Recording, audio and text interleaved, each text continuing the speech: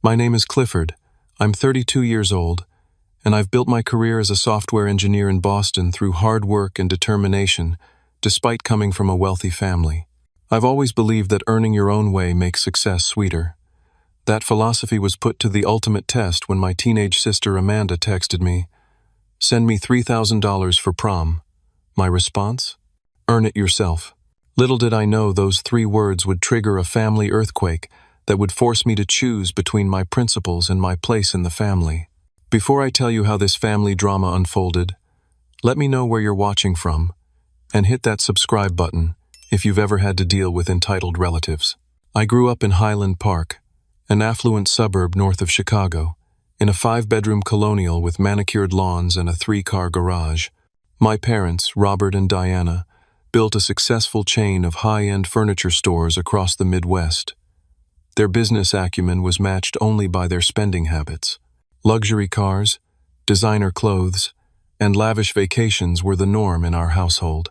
Money was never discussed as something scarce, but rather as something that naturally flowed when you were successful like my parents. From a young age, I noticed how differently my sister Amanda and I approached our privileged life. Amanda, now 18, embraced the lifestyle wholeheartedly. As the baby of the family, she was pampered beyond reason. When she was 6, she wanted ballet lessons, so my parents hired a former principal dancer from the Chicago Ballet to give her private instruction. When she was 12, she mentioned liking a certain pop star, and my father somehow managed to get backstage passes and a private meet and greet. Her 16th birthday featured a party that cost more than some weddings, complete with a temporary dance floor installed in our backyard, and a performance by a well-known DJ. I was different. Even as a kid, I felt uncomfortable when things were simply handed to me. I remember when I was 10, I wanted a new bike. Instead of just asking for it, I negotiated with my father to earn it by doing chores around the house for a month. The pride I felt riding that bike was incomparable, because I knew I had earned it, even in my childish way. This pattern continued throughout my adolescence. While Amanda expected and received designer clothes without question, I got a job at 16 working at a local bookstore, using my earnings to buy my own clothes and save for college. My parents found this behavior baffling and sometimes even insulting. "Why are you working at that store for minimum wage when we can give you an allowance triple that amount?" my mother would ask, genuinely confused. "Because it feels good to earn it myself," I would respond, which would usually lead to an eye roll or a dismissive wave. When college came around, my parents fully expected to pay for everything. They had set up generous trust funds for both Amanda and me years earlier. I surprised them by applying for scholarships and taking out modest student loans for my education at MIT. I also worked part-time in the campus computer lab to cover my personal expenses. "This is completely unnecessary," my father declared during a heated phone call my sophomore year. "You're making things needlessly difficult for yourself. That trust fund is your money." "I appreciate the trust fund, Dad, but I want to do this my way," I insisted. These conversations became a regular feature of our relationship. While my classmates at MIT stressed about student debt, I knew I had a financial safety net that I chose not to use. Some might call that privileged stubbornness, and perhaps there's some truth to that. But for me, it was about establishing my identity separate from my family's wealth. After graduating with honors in computer science, I received multiple job offers from prestigious tech companies. My parents expected me to take the highest-paying position at a major firm in Chicago, which would have allowed me to remain close to home. Instead, I chose a promising startup in Boston, far enough from my family's sphere of influence to build my own life. The move to Boston marked a definitive shift in our family dynamics. While I came home for major holidays, I established a modest but comfortable life for myself. I rented a nice 1-bedroom apartment in Cambridge, drove a practical mid-range sedan, and lived well below my means despite my generous tech salary. I saved aggressively and invested wisely, slowly building my own wealth through work rather than inheritance. My lifestyle choices became a constant source of friction during family gatherings. My mother couldn't understand why I wouldn't buy a luxury condo when I could easily afford it with family money. My father thought my reliable Honda was beneath someone of our status.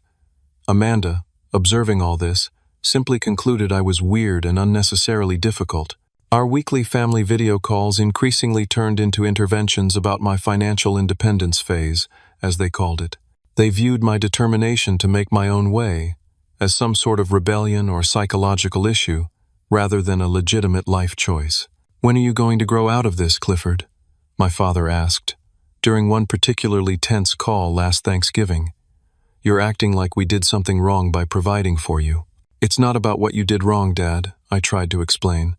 "It's about what I need to do right for myself." These conversations never ended satisfactorily. My parents could not comprehend why anyone would choose to earn something when it could simply be given to them. Meanwhile, my relationship with Amanda grew increasingly strained. When she was younger, we had been close. I taught her how to ride a bike, helped her with homework, and was her confidant when she had friend troubles at school. But as she entered her teenage years, the gulf between our values widened. She embraced the entitled attitude my parents fostered, while I pushed against it. Our conversations became superficial, limited to holiday gatherings and occasional text messages about family logistics. The last time I visited home, 3 months ago, I noticed how Amanda now treated the household staff with casual disregard, barely acknowledging their presence as they served meals or cleaned up after her. When I suggested she thank our longtime housekeeper Maria for preparing a special dessert she liked, Amanda looked at me like I'd suggested she thank the dishwasher for washing dishes. "That's literally her job, Cliff," she said with teenage exasperation. "Do you thank your computer every time it boots up?" That moment crystallized my concern for how my sister was being raised. It wasn't entirely her fault. My parents had created an environment where everything came easily, and nothing required effort or gratitude. I worried about how she would function in the real world when she inevitably encountered situations where her family name and wealth couldn't immediately solve her problems. Little did I know that a simple text message would soon force all these simmering tensions to the surface, requiring me to take a stand that would threaten my very place in the family. It was a Thursday evening in April, and I was working late on a critical software update for one of our biggest clients.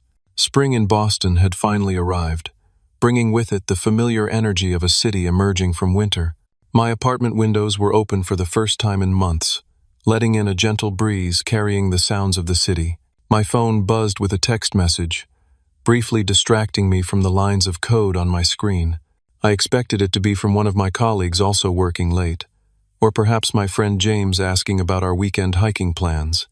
Instead, I saw a message from Amanda, which was unusual on a weeknight. "Hey bro, need $3,000 for prom. Sending you my Venmo." I stared at the screen, momentarily wondering if she was joking. A second later, the Venmo notification appeared. She wasn't kidding. $3,000 for prom. No explanation, no pleas, not even a question mark to indicate she was making a request rather than a demand. Just a statement of need followed by an expectation of compliance. My mind flashed back to my own senior prom 12 years earlier.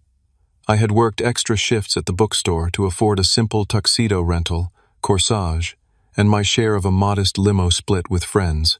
The entire experience had cost me less than $400, and I remembered feeling proud that I had paid for it entirely with my own earnings. What could possibly cost $3,000 for a high school dance? I did a quick mental calculation. Even the most extravagant designer dress might run $1,000. Add in professional hair and makeup, shoes and accessories, and you might reach $1,500.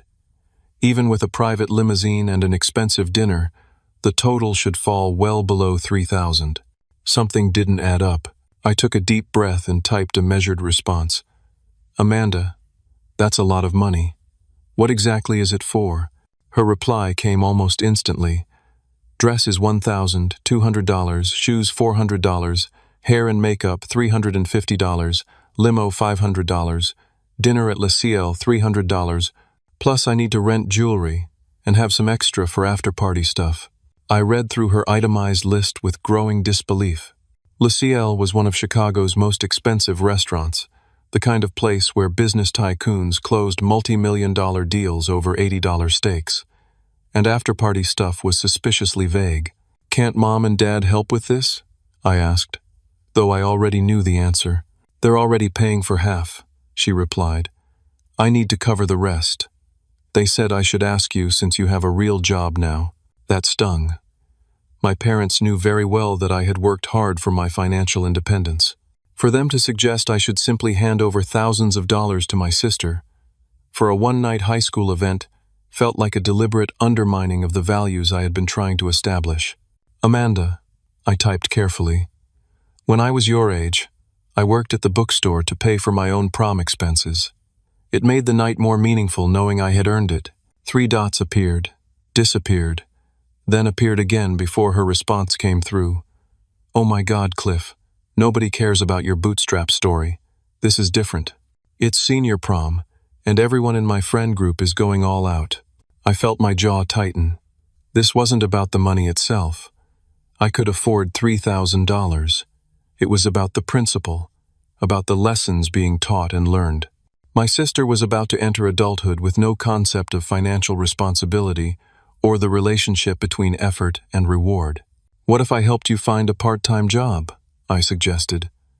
You could earn the money yourself in a few weeks. I'd be happy to help with your resume. Her response was immediate and cutting. Are you serious right now? Prom is in 3 weeks. I don't have time for some minimum wage job. Just send the money. The conversation was deteriorating quickly. I decided to be direct. Amanda, I think $3,000 is excessive for prom, and I don't feel comfortable just sending that kind of money without any effort on your part. Wow, she texted back. I thought you were the cool one in the family. Guess you're just cheap. Whatever.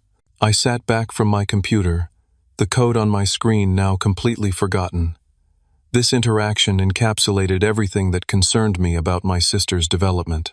In her world, money appeared magically upon request, and any resistance was met with insults and emotional manipulation. After several minutes of internal debate, I made my decision and sent a final message. Earn it yourself. It would mean more that way. Then silence. No response, no angry emoji, nothing. Just digital quiet that somehow seemed louder than any argument. I turned my phone face down and tried to refocus on my work, though my concentration was shot. Part of me felt guilty for denying her request, wondering if I was being unnecessarily rigid. The larger part, however, felt certain I had made the right call. Someone needed to introduce my sister to the concept that money and the things it buys have more value when earned. After an hour of distracted coding, I checked my phone again. Still no response from Amanda.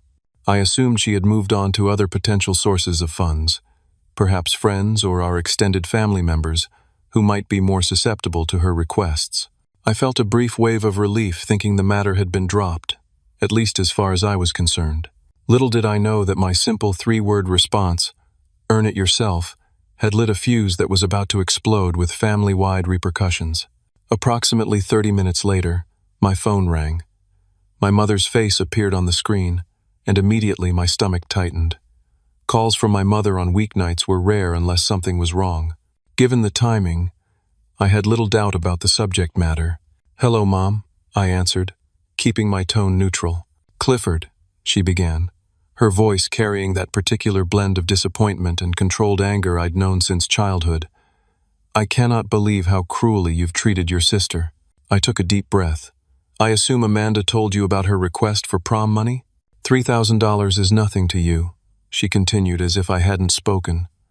You make a 6-figure salary at that tech company, and you still have your trust fund sitting untouched. Why would you refuse to help your own sister with something so important to her? Mom, it's not about whether I can afford it, I tried to explain. It's about, your father wants to speak with you, she interrupted, and I heard the sound of the phone being passed. This was unusual. Typically, I dealt with my mother on family matters. My father tended to stay removed from emotional issues unless they intersected with business or finances. For him to get involved signaled that this had been elevated to a serious family matter. Clifford, my father's deep voice resonated through the phone. The background noise suggested I was on speakerphone, with both parents listening. Your behavior is disappointing. Family supports family. That's the foundation everything else is built on. Dad, I agree that family is important, I said, trying to maintain composure, but I don't think handing Amanda $3,000 for an excessive prom experience is actually supporting her. It's enabling behavior that— Don't lecture us about parenting, my mother cut in. Amanda is devastated. She's in her room crying because her own brother thinks she doesn't deserve a special prom night. That's not what I said at all, I protested. I suggested she could earn the money herself, which would make the experience more meaningful. I even offered to help her find a part-time job. She's a full-time student with extracurricular activities, my father countered. She doesn't have time for some minimum wage job just because you've developed these strange ideas about money. I closed my eyes, feeling a familiar frustration rise within me. We had been having variations of this conversation for years, and they never seemed to hear what I was actually saying. This isn't about strange ideas, I said firmly. It's about values. Working for something gives it value. Amanda needs to learn that money represents time and effort, not just numbers in an account. Your sister doesn't need financial literacy lessons from you, my mother snapped. She needs your support. $3,000 means nothing in your financial situation. This isn't about the amount, I insisted. It's about the principle. And frankly, I'm concerned about what Amanda is planning that costs so much. Has she broken down the expenses for you? There was a brief silence, which told me they hadn't actually asked for details. We trust Amanda to make appropriate decisions, my father finally said, sidestepping the question. She's always been responsible. I nearly laughed at that characterization but managed to hold it back. Has she mentioned what the after-party stuff is that she needs extra money for? Young people deserve to celebrate milestones, my mother said defensively. Prom is a once-in-a-lifetime experience. The conversation continued in this circular pattern for several minutes. Each time I tried to explain my perspective about teaching Amanda financial responsibility and the value of earning rewards, they deflected with emotional appeals or dismissals of my concerns as irrelevant or misguided. Finally, my mother's voice took on a tone I'd never heard directed at me before, cold and ultimatum-like. Family means supporting each other, Clifford. If you can't do that, maybe you're not part of this family. The words hit me like a physical blow. Had my own mother just suggested I wasn't part of the family over $3,000 for a prom? Before I could respond, my father added, Your mother's right. The Anderson family takes care of its own. If you're too selfish to understand that, perhaps you need to reconsider your position in this family. The call ended shortly after that, with neither resolution nor reconciliation. I sat in my apartment, the partially completed code still glowing on my screen, feeling as though I'd entered some alternate reality where refusing to fund a teenager's extravagant party was grounds for family excommunication. 10 minutes later, my phone buzzed with a text message. It was from my father, sent to both Amanda and me. Clifford, after discussing with your mother, we are giving you until midnight to transfer the requested $3,000 to your sister. Failure to do so will be taken as your decision to remove yourself from this family and all the responsibilities and benefits that entails. This is not a discussion.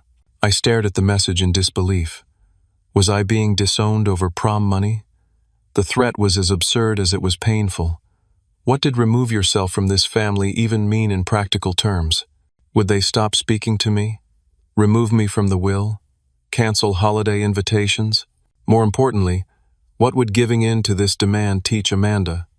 That emotional manipulation and parental intervention were effective tools to get what she wanted. That money could and should be demanded rather than earned? I set my phone down without responding. This situation needed careful thought, not an emotional reaction. Whatever I decided would likely set a precedent for future family interactions. If I gave in now, where would the line be drawn next time? My work forgotten, I paced around my apartment, trying to process what had just happened. My family was essentially holding our relationship hostage over my refusal to fund my sister's extravagant prom plans. The situation seemed simultaneously trivial and monumental. $3,000 was objectively not worth family estrangement, but the principle at stake felt too important to abandon. As the evening wore on, I found myself unable to focus on anything productive. I ordered takeout that I barely touched, attempted to distract myself with television that I didn't watch, and checked my phone periodically, though no new messages arrived. By 11 p.m., an hour before my father's arbitrary deadline, I still hadn't decided how to respond. Part of me wanted to transfer the money just to end the conflict, but a stronger part resisted capitulating to what felt like emotional blackmail. If I gave in now, what would the next demand be? And what lesson would Amanda learn about how to treat people and handle money? I finally went to bed without sending any response or money, though sleep eluded me as I stared at the ceiling, replaying the conversations and wondering how a simple earn it yourself had escalated to threats of family excommunication. Dawn broke through my bedroom blinds after a mostly sleepless night. As the morning light gradually filled my room, clarity began to emerge from the emotional fog of the previous evening. This conflict wasn't really about $3,000 for prom. It was about a pattern of family dynamics that had been building for years, possibly decades. I sat up in bed and reached for my phone, half expecting to find messages declaring my official removal from the family. Instead, there was nothing, no texts, no missed calls, no emails. The deadline had passed without acknowledgement. The silence gave me space to think more clearly. Instead of reacting emotionally, I decided to approach this situation analytically, as I would a complex coding problem. First, I needed more information. My younger cousin Brian had always been straight with me. At 22, he was closer to Amanda's age, and often knew the unfiltered version of family events. I called him, hoping he might have some insight. "Hey, Cliff," he answered cheerfully. "What's up? It's early. Sorry about the time, I apologized. Quick question, has Amanda mentioned anything to you about her prom plans?" Brian was quiet for a moment before responding cautiously. "Why do you ask?" "I'm trying to get the full picture," I explained. "She asked me for $3,000, and I'm trying to understand what she's actually planning." Brian sighed. "Look, I'm not trying to start drama, but since you're asking, she and her friends rented a suite at the Lakeshore Hotel for after prom. They're planning a pretty massive party with alcohol and everything. The $3,000 includes her covering a portion of that suite and the alcohol they're buying through some college guy." My suspicions confirmed. I thanked Brian for his honesty and ended the call. This explained the vague after-party stuff line item and the inflated budget. Amanda wasn't just funding a dress and limo. She was bankrolling an illegal party with alcohol for minors. This new information changed the equation significantly. Not only was I being asked to fund something excessive, but I was also being manipulated into supporting something potentially dangerous and definitely illegal. With renewed determination, I decided to dig deeper. If Amanda had asked me for money, who else had she approached? I called my Aunt Samantha, who had always been perceptive about family dynamics. "Cliff, how lovely to hear from you," she answered warmly. "What brings you to call on a Friday morning?" After some pleasantries, I broached the subject carefully. "Aunt Sam, has Amanda reached out to you recently about prom funding?" "Oh," her tone shifted slightly. "Yes, she asked me for $500 last week for prom expenses. I sent it to her, though it seemed like quite a lot." "Did she mention what the money was specifically for?" "Just general prom expenses." "Why? Is something wrong?" I explained the situation briefly, including what I'd learned from Brian about the hotel suite and alcohol. "I see," Aunt Samantha said slowly. "You know, now that you mention it, this isn't the first time Amanda has approached family members for substantial amounts of money. Last Christmas, she asked your Uncle Greg for $800 for a school trip that your parents later mentioned they had already paid for. This revelation led me down a rabbit hole of investigation. Over the next few hours, I spoke with several family members, each with similar stories. Amanda had developed a pattern of approaching different relatives with various stories about needing money, often for duplicative expenses or exaggerated costs. Most troubling was the discovery that my parents were almost certainly aware of this behavior. In several instances, relatives had mentioned Amanda's requests to them directly, yet they had taken no action to address it. By midday, I had compiled a disturbing picture. My sister was systematically manipulating family members for cash. My parents were enabling this behavior, and now they were threatening to cut me off for refusing to participate in what amounted to a family-wide deception. I took a break from my investigation to research healthy family dynamics and boundary setting. Article after article confirmed what I had intuitively felt. Enabling entitled behavior in young adults does them no favors, and families that use money or emotional manipulation as control mechanisms create lasting psychological damage. Around 2 p.m., I called my friend Thomas, who had gone through a similar family estrangement years earlier over his parents' controlling behavior. The hardest part, Thomas told me after I explained my situation, is recognizing that sometimes the healthiest thing for everyone is to establish firm boundaries, even if it causes short-term pain. Your sister isn't learning responsibility, and your parents aren't helping her by shielding her from consequences. His words resonated deeply.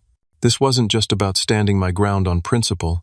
It was about potentially being the only family member willing to show Amanda that actions have consequences and that manipulation isn't a sustainable life strategy. Late in the afternoon, while organizing my thoughts, I came across an old photo album from my college graduation. There was a picture of all four of us: Mom, Dad, Amanda, then 13, and me, smiling genuinely at the camera. I remembered that day clearly. Despite our differences, there had been real pride and love in my parents' eyes as I accepted my diploma, the first step toward my independent life. What had changed since then? When had money and control become more important than supporting each other's authentic growth? The photo brought tears to my eyes, but it also strengthened my resolve. If I truly loved my family, the best thing I could do was stand firm against patterns that were ultimately harmful to everyone involved, especially Amanda.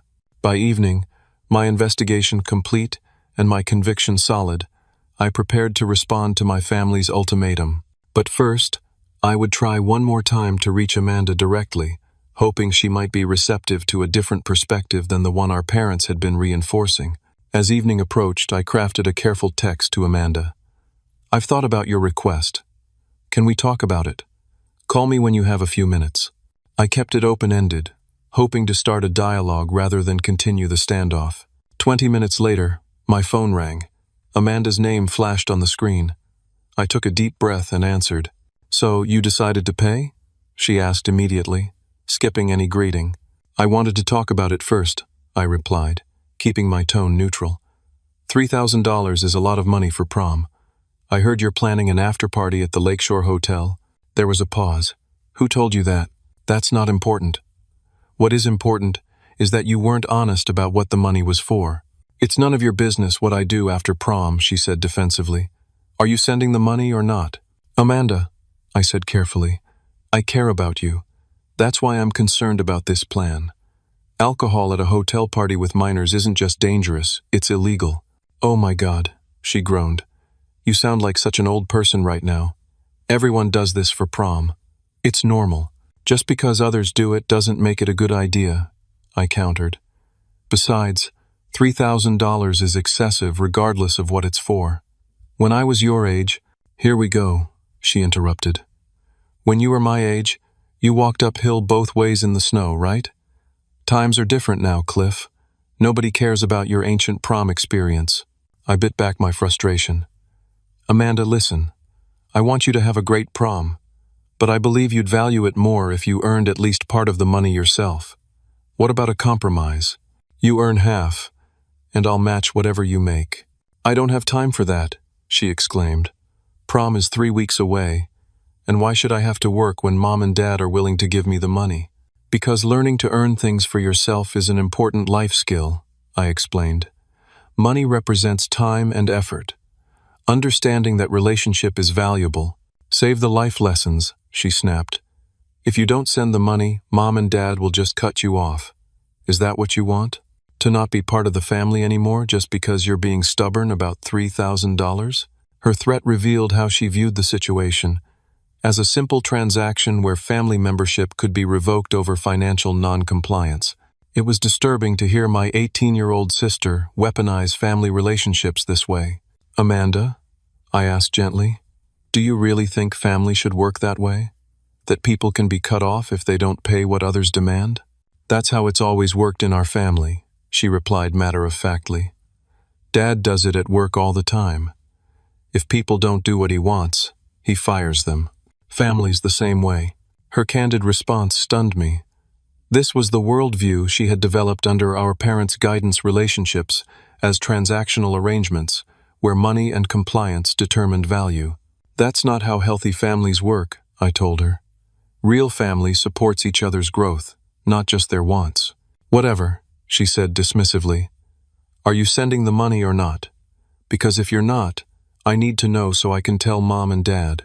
It was clear this conversation wasn't going to break through her entrenched perspective. I'll be in touch with Mom and Dad directly, I said. Take care, Amanda.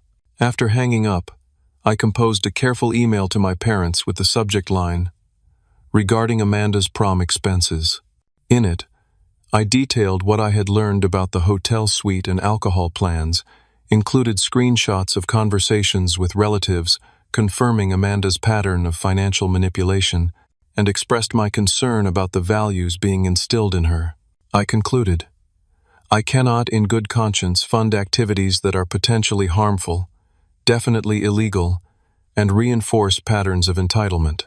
I'm happy to discuss constructive alternatives that would allow Amanda to have a wonderful prom experience while learning valuable life lessons. I hit send, expecting it might take them some time to digest the information and respond thoughtfully. Instead, their reply came just 15 minutes later. Clifford, regardless of what Amanda plans to do with the money, the issue here is your unwillingness to support family. She's just being a teenager. We all did similar things at her age. Your judgmental attitude is the real problem. Our expectation remains unchanged. Transfer the funds by 8 p.m. today, or consider yourself separated from this family. Their dismissive response to documented evidence of concerning behavior was perhaps the most disturbing development yet. They weren't just enabling Amanda. They were actively defending behavior that could lead to serious consequences. At 6:30 p.m. my phone rang. It was my father. I thought I made myself clear in the email, he began without preamble, his voice taking on the same tone he used when negotiating difficult business deals. This isn't a debate. Dad, did you even read what I sent? I asked. Amanda is planning an illegal party with alcohol. Multiple relatives have confirmed she's been manipulating them for money. This is a serious issue that, you have until 8 p.m., he interrupted coldly. Pay, or you're cut off completely. That means no more family gatherings, no inheritance, no trust fund, nothing. Is that really the hill you want to die on? Before I could respond, my mother's voice came on the line. Clifford, after all we've done for you, she said, her voice thick with emotion. We've always supported you, even when you insisted on taking that job in Boston instead of coming into the family business. How can you be so cruel to your sister over such a small amount of money? Their inability to see past the immediate transaction to the larger principles at stake made something click into place for me. Money wasn't just something my family had, it was something they used as a tool for control. And for years, I had been the only one attempting to operate outside that system. I need to go, I said quietly. I'll be in touch before 8. As I hung up, a strange calm washed over me. The decision that had seemed so agonizing the night before now felt clear and necessary. This wasn't just about $3,000 for prom. It was about breaking a dysfunctional pattern that had defined our family for generations. I sat at my computer and began preparing several emails I had been considering throughout the day. As I worked, a phrase kept repeating in my mind. I need to cancel more than just Amanda's prom plans. At 7:45 p.m., 15 minutes before my father's deadline, I took a deep breath and pressed send on the first of several emails. Cancel, cancel, cancel everything, I whispered to myself as message after message departed into the digital ether, each one severing a different strand of the financial web that had both privileged and constrained me for my entire life. The first email went to Jeffrey Goldman, the family's longtime lawyer who managed the various trusts and legal entities that structured the Anderson family wealth. The subject line was simple: formal request to withdraw from family trust. Dear Jeffrey, I wrote, after careful consideration, I am formally requesting complete removal from the Anderson Family Trust and any other family financial entities in which I am currently included. I understand this will eliminate any current or future claims to family assets or inheritance. Please prepare the necessary documents for my signature at your earliest convenience. This decision is final and made with full awareness of its implications. The second email went to the family accountant, instructing him to remove me as an authorized user on all family credit accounts. Though I hadn't used these accounts in years, I was still technically listed on several high-limit credit cards and investment accounts that my parents had established for emergencies. The third email was to the family business email administrator, requesting removal from all company mailing lists, shared drives, and communication platforms. Though I had never worked for Anderson Furniture directly, I had always been included in family business communications to keep me in the loop. The fourth email was the most difficult. Addressed to my extended family aunts, uncles, cousins, it explained my decision to establish financial independence from my immediate family and the reasons behind it. I was careful not to villainize my parents or Amanda, instead focusing on our fundamentally different values regarding money and responsibility. I ended by assuring them that my decision to separate financially did not reflect any desire to lose my relationships with them. Finally, I drafted a text message to my parents. I have initiated complete financial separation from the family. My lawyer will be in contact regarding the formal trust withdrawal. I'm choosing self-respect over manipulation. I hope someday we can rebuild our relationship on healthier terms. I love you all. At 7:59 p.m., 1 minute before my father's deadline, I pressed send on the text message, then activated an automatic email response to my parents' addresses. I am taking time to reassess our family relationship. I will not be available via email for the foreseeable future. The final step was perhaps the most symbolic. I blocked my parents' phone numbers not permanently, but as a boundary-setting measure, to give myself space from the emotional turmoil that would likely follow. As I completed these actions, I felt a complex mixture of emotions. There was deep sadness at the fracturing of family bonds, anxiety about the uncertain future of these relationships, but also an unexpected sense of liberation. For the first time in my adult life, I had completely severed the golden threads that had both supported and entangled me. I poured myself a glass of whiskey and stood by my apartment window, looking out at the Boston skyline. Had I gone too far? Was the nuclear option of complete financial separation an overreaction to what had started as a simple request for prom money? No, I decided. This wasn't an impulsive reaction, but the culmination of years of increasingly dysfunctional family dynamics. The prom money demand was merely the catalyst that had finally forced me to address the underlying issues. Around 9:30 p.m., my phone began lighting up with messages from extended family. My cousin Jessica called first. "Cliff, I got your email," she said when I answered. "Are you okay? This sounds serious." "It is," I confirmed, "but I'm all right. It was a necessary step." "For what it's worth," she said carefully, "I think you're doing the right thing. The way Uncle Robert and Aunt Diana use money has always been problematic, and Amanda has been getting worse about asking everyone for cash. Her support was unexpected and touching. Thanks, Jess. That means a lot." Next came a call from my Uncle Patrick, my mother's brother and the family member who had always been most similar to me in his views on financial independence. "Quite a bold move, nephew," he said without preamble. "Can't say I'm entirely surprised, though." "No?" I asked. "Robert and Diana have been using money to control the family narrative for decades," he explained. "Someone was bound to break ranks eventually. I'm proud of you for having the courage to do it." These conversations continued late into the evening.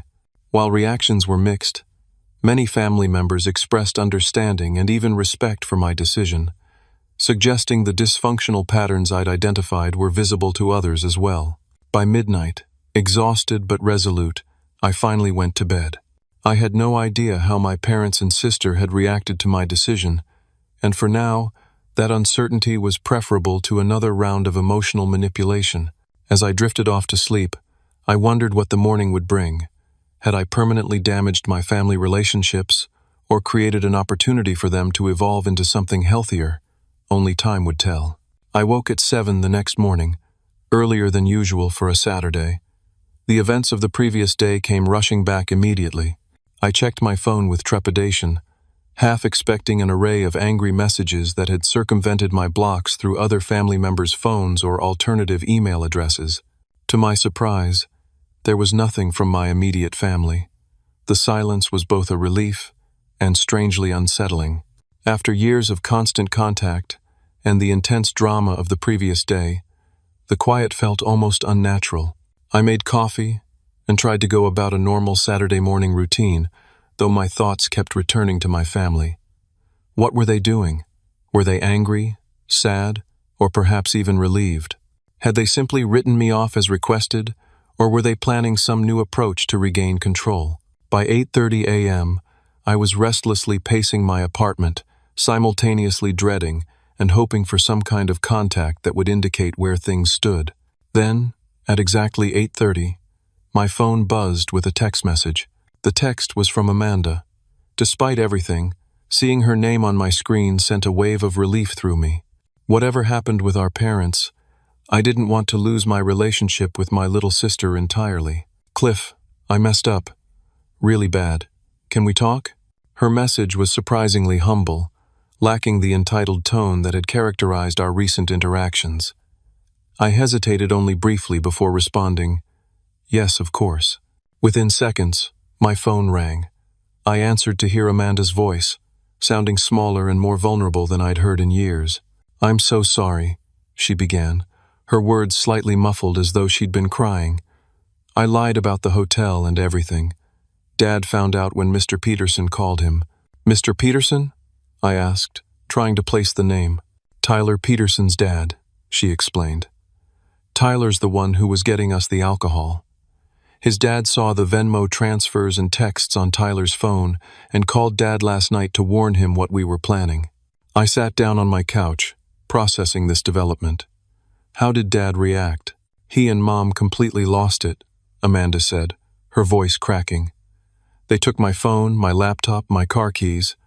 I'm grounded until graduation, maybe longer. Prom is completely canceled for me. But that's not why I'm calling. Why are you calling? I asked gently. Because you were right, she admitted. About everything. The money, the manipulation, all of it. And I want you to know that what Mom and Dad said about cutting you off from the family, that wasn't my idea. I never wanted that. Her sincerity was palpable and unexpectedly touching. I know, Amanda. I never blamed you for that part. There's something else, she continued. Dad wants to talk to you. He's different since last night. After Mr. Hoding, Peterson called. They went through my phone and saw all the texts where I was asking different relatives for money. It was like they finally saw what was happening. This was an unexpected turn. Is he there now? Does he want to talk? Yeah, she said. But he said it's your call. He'll wait until you're ready. I took a deep breath. Put him on. There was rustling as the phone changed hands. Then my father's voice came through, sounding uncharacteristically subdued. Clifford, he began formally, then softened. Cliff, I owe you an apology, a significant one. I remained silent, waiting for him to continue. You were right about Amanda's plans, and about the pattern of behavior we've been enabling. Mr. Peterson called me last night about the alcohol situation, and we subsequently discovered the extent of Amanda's financial activities with various family members. I see, I said neutrally. I want you to know that we've taken steps to address it. Amanda is facing appropriate consequences, including missing prom entirely. More importantly, we're reassessing how we've approached parenting and money. His words seemed genuine, but after years of manipulation, I remained cautious. That's good to hear, Dad. I hope it leads to positive changes. About the ultimatum, he continued, his voice growing uncomfortable. That was completely out of line. Family isn't conditional, and it certainly isn't determined by financial compliance. I was wrong to suggest otherwise. Coming from my father, who rarely admitted to being wrong about anything, this was significant. I appreciate that, I said carefully. Your mother would like to speak with you too. When you're ready, she's taking this hard. Finding out about Amanda's behavior has been a wake-up call for both of us. I'll call her later today, I promised. After ending the call with my father, I sat in silence for several minutes, trying to process this unexpected turn of events. The confrontation I had feared had somehow transformed into the beginning of a potential reconciliation. Later that morning, my mother called. Unlike my father's measured approach, she was openly emotional. "Clifford," she said through tears, "I can't believe how blind we've been. Not just about Amanda's behavior, but about how we've been using money in the family. Your email to the extended family. Several of them called us last night and this morning. They've apparently had concerns for some time about how we've been raising Amanda." "I'm sorry it came to this, Mom," I said sincerely. "Don't apologize," she insisted. "You tried to tell us, and we wouldn't listen. It shouldn't have taken Tyler's father calling about an illegal hotel party to make us see what was happening." Our conversation continued for nearly an hour, covering years of misunderstandings and different perspectives on money, success, and family. For the first time in my adult life, I felt like my mother was truly listening to my views rather than dismissing them as misguided or immature. By the end of our talk, we had agreed to a family video call the following weekend, with some ground rules I insisted upon. No ultimatums, no financial manipulation, and a commitment to honest communication even when uncomfortable. The family call that Sunday was awkward but productive. Amanda, chastened by her parents' discovery of her manipulative behavior, spoke little but listened attentively. My father, still uncomfortable with emotional conversations, nevertheless made an effort to engage without retreating to his usual authoritarian stance. My mother facilitated most of the discussion, showing a surprising willingness to acknowledge the problematic patterns that had developed in our family. We agreed to several concrete changes moving forward. First, Amanda would get a part-time job for the summer before college, with the understanding that she would be responsible for her personal expenses during her freshman year. My parents would pay for tuition and housing, but everyday costs would be hers to manage. Second, family financial discussions would be transparent rather than manipulative, with no more threats of being cut off for non-compliance with expectations. Third, and perhaps most importantly, we would work on rebuilding trust through actions rather than words or money. This meant regular communication without hidden agendas, respect for different perspectives, and a commitment to supporting each other's growth rather than controlling each other's choices. 6 months later, these changes had begun to take root in meaningful ways. Amanda, now in her first semester at Northwestern University, had maintained her summer job part-time during the academic year. She called me regularly for advice on budgeting and managing her expenses, showing a new appreciation for financial responsibility. My parents, while still occasionally slipping into old patterns, had made genuine efforts to transform their approach to family relationships. My father had even begun involving me in some family business decisions as a consultant rather than an obligation, respecting my choice to maintain my separate career while valuing my input. My mother and I had developed a more authentic relationship, speaking weekly about substantive topics rather than superficial family news or veiled criticisms of my lifestyle choices. She had even visited me in Boston, staying in my modest apartment without a single comment about upgrading to a luxury condo. As for my relationship with the extended family, it had actually improved. Many relatives expressed respect for my standing up to the unhealthy dynamics that had affected them as well, and our interactions became more genuine without the underlying currents of financial obligation. The trust withdrawal I had initiated on that dramatic night was never completed. After several weeks of reflection and observing the changes in my family, I contacted Jeffrey Goldman and put the process on hold. Not because I needed the safety net of family money, but because the gesture was no longer necessary as a boundary-setting measure. My family was learning to respect my boundaries without such drastic enforcement. Looking back now, I realized that what seemed like a crisis over $3,000 for prom had actually been an opportunity for necessary growth. By refusing to participate in the dysfunctional patterns that had defined our family for generations, I had inadvertently created space for something healthier to emerge. The experience taught me that true family strength comes not from wealth or control, but from respect for each member's individual journey and a willingness to support authentic growth, even when that process is uncomfortable or challenging. Had I simply sent Amanda the money that day, nothing would have changed. the patterns would have continued, Amanda would have moved further down a troubling path, and our family relationships would have remained superficial and transactional. Instead, by taking a stand for principles rather than peace at any cost, I helped catalyze changes that ultimately benefited everyone involved. Amanda gained valuable life skills and perspective. My parents began to recognize the limitations of their approach to parenting and family, and I established healthier boundaries while maintaining meaningful connections. In the end, character proved more valuable than wealth, and principles more important than temporary harmony. These are lessons worth far more than $3,000 for prom lessons that will serve all of us for a lifetime.